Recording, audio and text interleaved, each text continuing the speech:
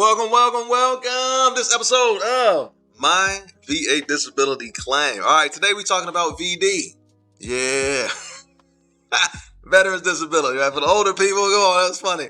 For the younger people, maybe like, what are you talking about? Yeah, veterans disability. We're going to show you how to DIY with your VA claim.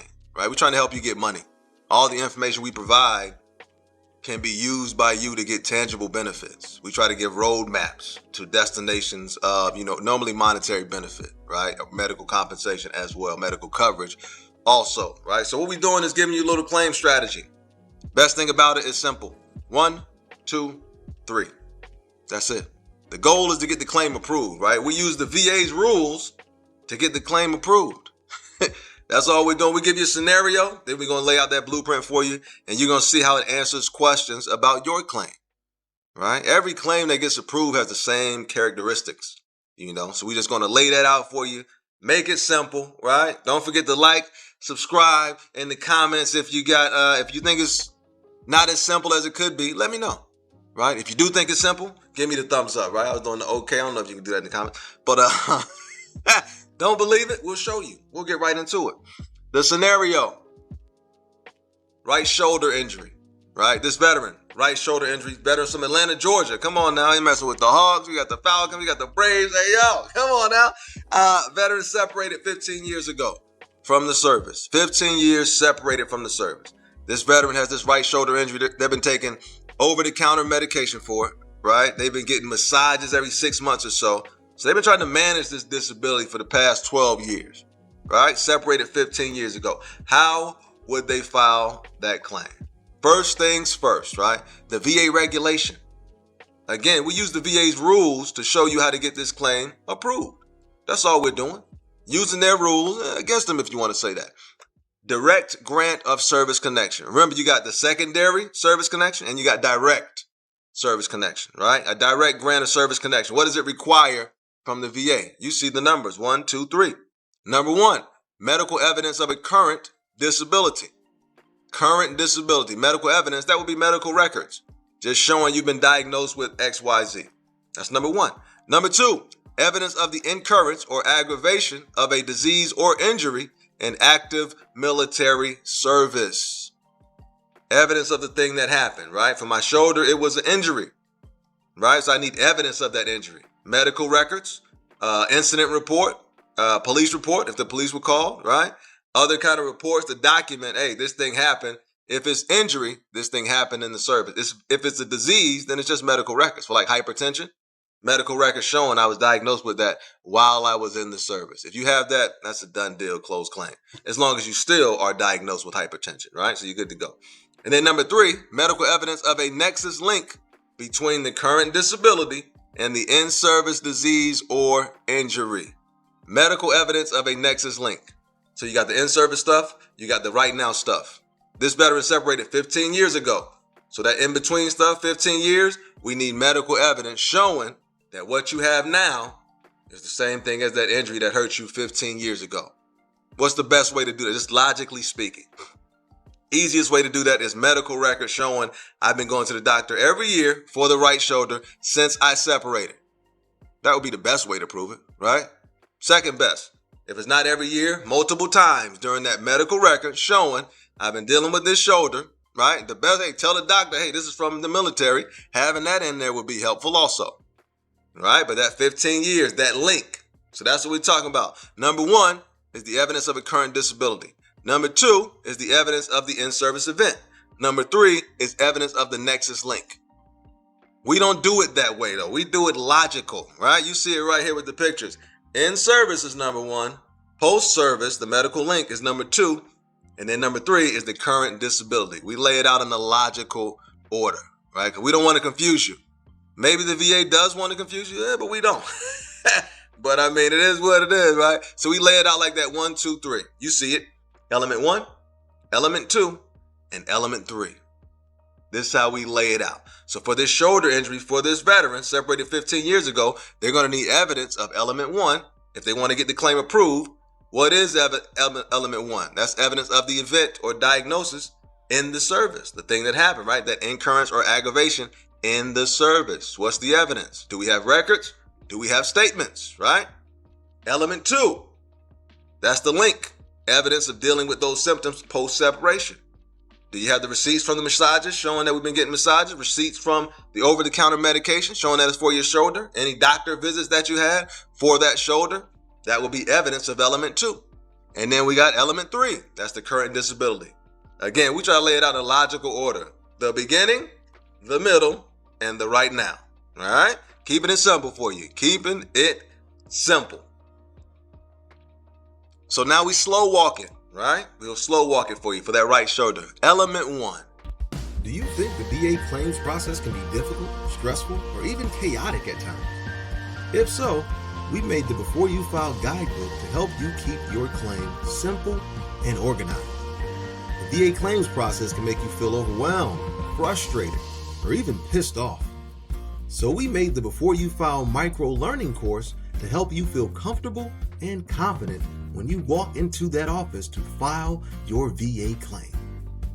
Get the products and enjoy the benefits. Now back to the show.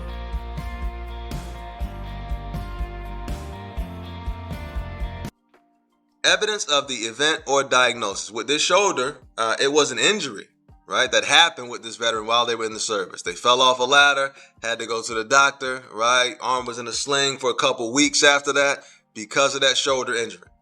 So element 1, what does that mean? That means we need to get the evidence. Those medical records showing that the veteran went to the doctor after that fall, and then the incident report or the medical record showing the fall took place, right? Or you can get statements from people that served with you just saying, yeah, I confirmed that. Yeah, I remember when the veteran, he or she fell. I remember that, right? You can put in as much evidence as you'd like.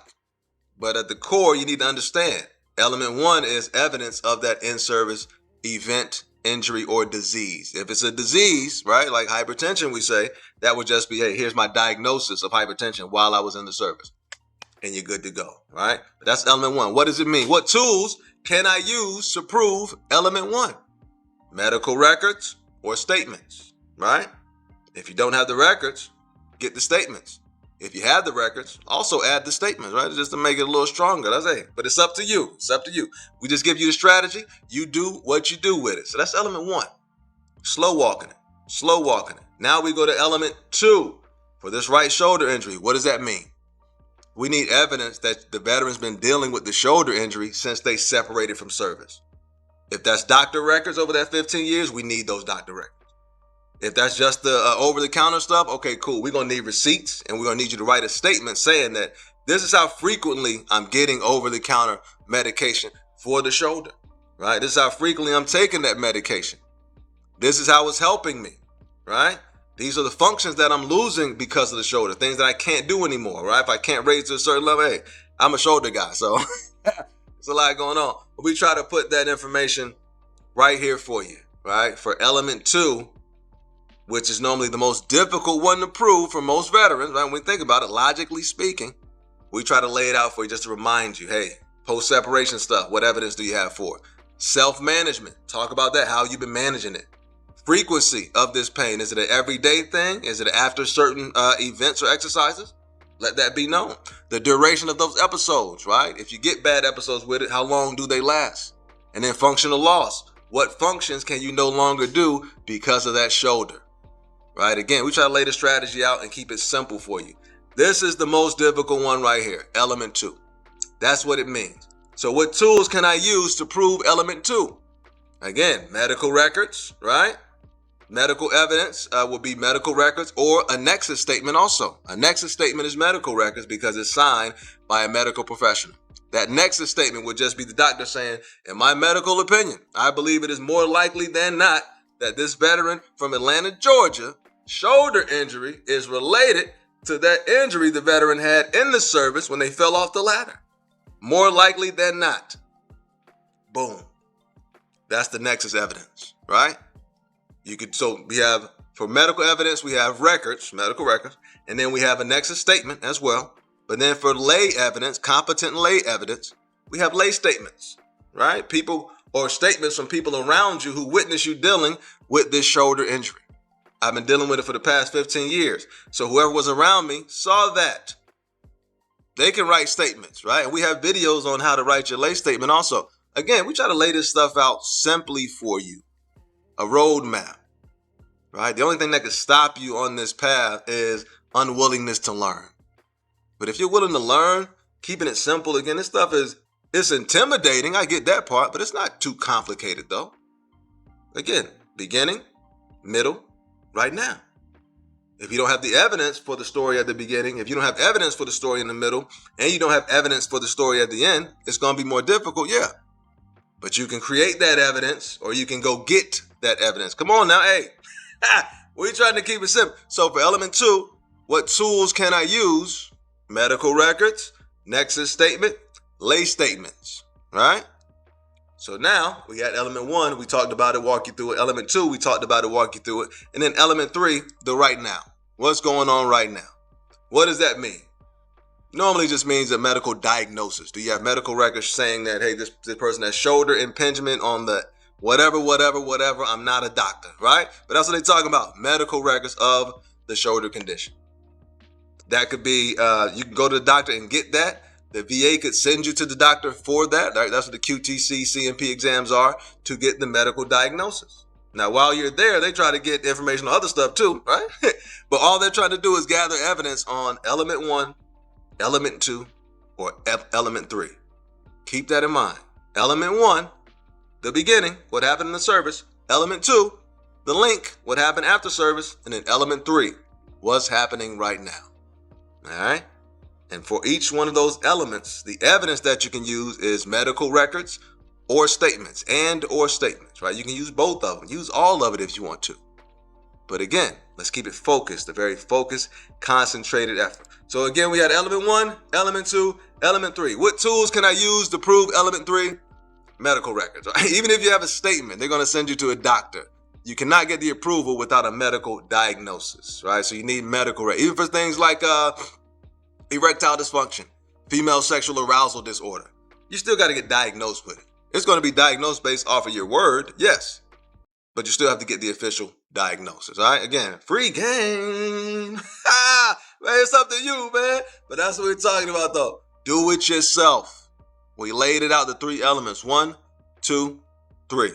You see the VA regulation right here, right? We're not making this up. It's the VA. It's the VA's information they're giving to you. I can just comprehend I'm a regulation policy type of guy. So I look at it and boom, boom, boom, break it down. Give out the blueprint. Give out the checklist so everybody can eat. You know what it is, man. Hey, learn the information. Talk to me. Use the information. Talk to me. And if you deem it to be valuable, don't be selfish. It'll never be about that. It'll always be about sharing the information, right? We each can benefit from this. We each earn this. So share that information. Come on now. Each one, teach one. Have an incredible day, man.